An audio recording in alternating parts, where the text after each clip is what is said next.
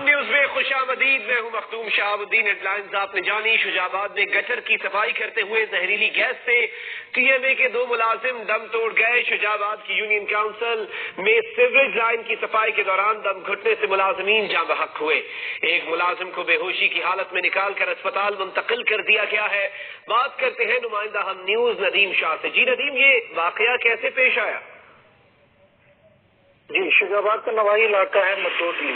وہاں پر sewerage line بند ہو گئی تھی، جس کے لیے ضلع کونسل ملتان سے 3 سینیٹری ورکرز کو بھیجا گیا، جو کہ زہریلی گیس بڑھنے کے باعث دم گھٹنے سے 2 سینیٹری ورکر جمال الدین اور اکمل ہلاک ہو گئے، جبکہ ایک سینیٹری ورکر کو ریسکیو 112 نے ریسکیو آپریشن کر کے زندہ نکال لیا اور اسپتال منتقل کر دیا.